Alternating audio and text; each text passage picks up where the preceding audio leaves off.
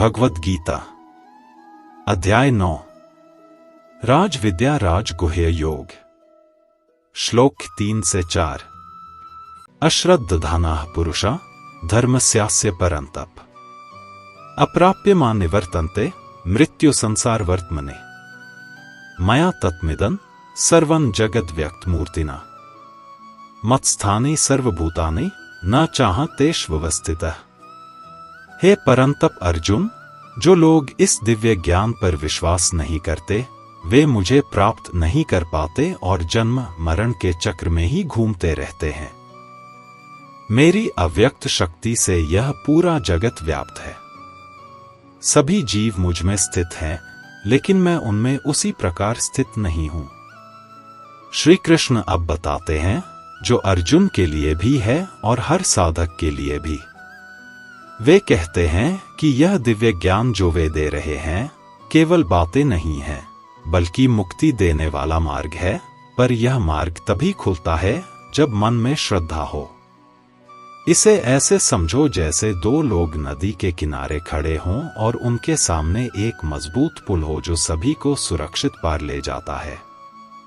जो लोग उस पर कदम रखते हैं वे आसानी से दूसरी ओर पहुंच जाते हैं, लेकिन जो यह कहते हैं कि मुझे भरोसा नहीं है वे वहीं खड़े रह जाते हैं।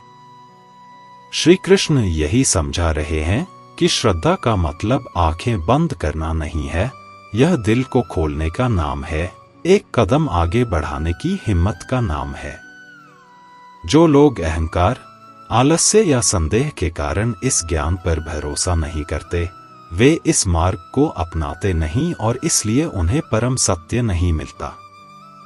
फिर वे जन्म और मृत्यु के चक्र में बार बार भटकते रहते हैं। इसके बाद श्री कृष्ण ब्रह्मांड और परमात्मा के संबंध की बात बताते हैं। वे कहते हैं कि उनकी अदृश्य शक्ति पूरे संसार में फैली हुई है और जो कुछ हम देखते हैं, ग्रह, तारे, पर्वत, नदियां, जीव जंतु, सब उनके ही भीतर स्थित हैं।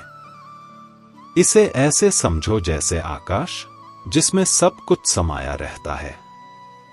तारे चमकते हैं, ग्रह घूमते हैं, बादल आते जाते हैं, पर आकाश किसी से बंधा नहीं रहता, कोई भी बदलाव उसे सीमित नहीं करता। उसी तरह श्री कृष्ण कहते हैं कि वे सबको सहारा देते हैं, सब कुछ उनमें टिका है, पर वे किसी में सीमित नहीं है।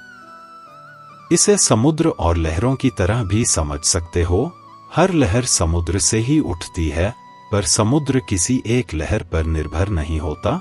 लहर उठे या मिट जाए, समुद्र वैसा ही शांत, विशाल और पूर्ण बना रहता है। श्री कृष्ण अर्जुन को यह दिखा रहे हैं कि सब कुछ उनमें है, पर वे किसी में बंधे नहीं हैं। वे सबको धारण करते हैं, पर कुछ भी उन पर प्रभाव नहीं डालता। यह दृष्टि अर्जुन के मन को विशाल बनाती है, उसे यह समझाती है कि परमात्मा न दूर है न अलग है, वह हर जगह है, हर कण में है और फिर भी सब सीमाओं से परे है।